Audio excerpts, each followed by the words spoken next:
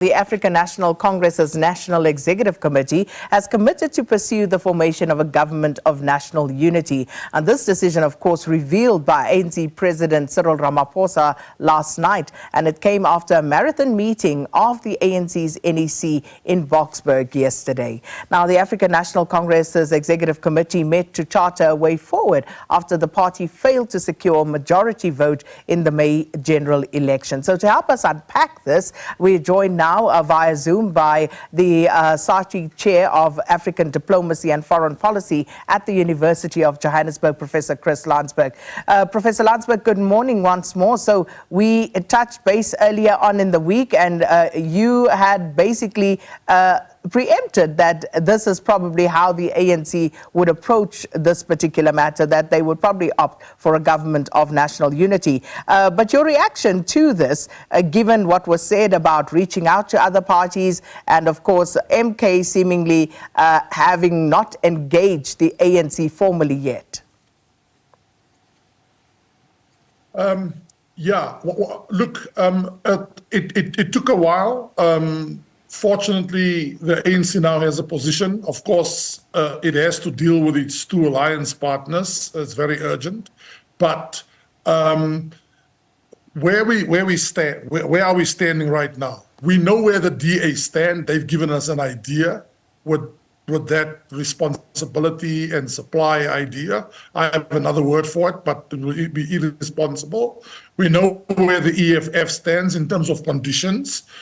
We now know that the MK admits that there were overtures, but not formal. And we certainly know where Gator McKenzie stands. We know where Herman Ashaba stands, and they've taken a firm decision. Leanne asked an interesting question. How is this likely to happen? I think that's the next thing that the ANC should now do. It is still the government, and it will be after next week, I suppose, a minority. But what the ANC should now do, formalize it, get the teams of people together. But let me answer your question just briefly in two ways. I'm surprised by those who say it's a non-starter because there's no unity. There was less unity in 1994 between the antagonists, right? But I will be the first to say I will be surprised that everybody who's invited will stay into a government of national unity. But the idea of a GNU is now on the table. It's got to be tested. And I wouldn't be surprised if some will walk out along the way and say this is not for us. So let's speak to that, because firstly, looking at this announcement, it is of course not a fait accompli that we will ultimately end up with a government of national unity. But also, what are the various scenarios that are likely to play out here, Professor Landsberg? Yeah.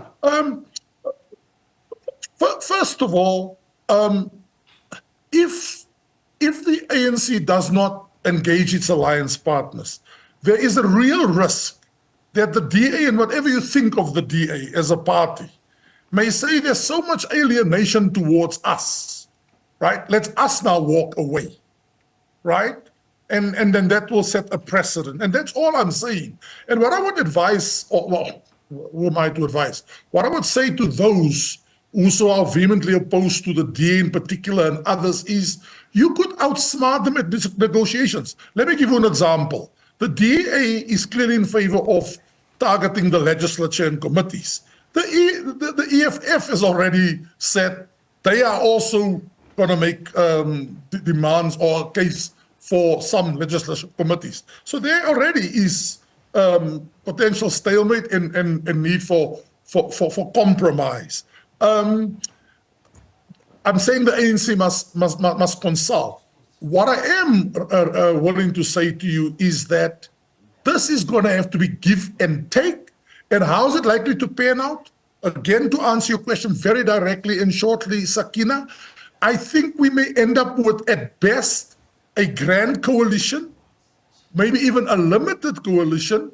But the chances that everybody who's invited and showing interest entering into the government, I would be surprised. We put the idea on the agenda, my colleague and I, We didn't expect, we just wrote it because we had a conviction about it. And now that the ANC has taken it, there's not even a need for me to pat myself on the back or anything. It's just one of those things. So just very briefly, because we have like 2 minutes left on this interview, Professor Landsberg. Speaking of, for example, possibly ending up with a grand coalition if everybody does not agree in the end. So looking at what's played out this week. So yesterday at that NEC meeting, outside the meeting, you had ANC members protesting. And again, you had the tripartite alliance partners making their views very clear. So looking at that, when the ANC comes out and says, we're going to look at establishing a government of national unity, was that perhaps in the time that we have, given that we saw yesterday the handing over of lists, so the process is ongoing. Parliament needs to convene at some point, so there needs to be movement. So is the ANC, in saying we're going to take this route of looking at forming a national government of national unity, are they taking the easy way out by doing that? And if that doesn't work, what are the implications for the ANC should they go one way or the other, either with the DA or what the DA has termed a doomsday coalition, even if that is in a different formation, so to speak?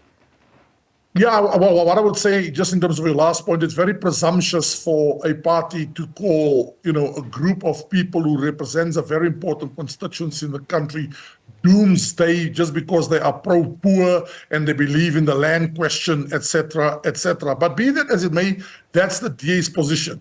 What are the likely outcomes? Let's say if the DA in the end does not join, the markets are going to punish us. It is my view that some parties, and I shall not mention names, have direct lines to foreign actors, including Washington, and that's going to be a complicating factor. So if it's a so-called leftist coalition, respect hard-hitting reactions from the West. If it's a more inclusive one where the DA is part, together with EFF and others, respect moderate actions, but I just want to conclude by saying we have to deal with the markets. Allow me to end on this. What's clear from last night, even though we had to wait so long, the president has now laid out preconditions. You have to renounce violence. You have to not threaten security of the country. The values came back. And I end on this note. It's precisely because the ANC ended up reneging on the very principles that the president announced last night, and it moved away from it, particularly the last 15 years. That's why it finds itself in this invidious position. And it will not hurt President Ramaphosa, whether he returns or not as head of state, but at some point to apologize to the nation. It will be nothing of their skin. But what is now important, Leanne, Sakina, at the point about Leanne made, is start the modalities now. Will there be mediators appointed? Will there be neutral people identified? But at the very least, get the various negotiating parties who shown interest now into a room, whether at Birchwood or in Cape Town or Limpopo or wherever, and start the process, because we have to elect a president next week and speakers and form a government after that. And by the way, the process doesn't have to end by the time the president is elected. It can continue after that. Right. We're going to leave it there for now. But thank you so much, Professor Chris Landsberg from the University of Johannesburg there, speaking to us, just looking at what happened overnight and, of course, what are the likely scenarios that could play out.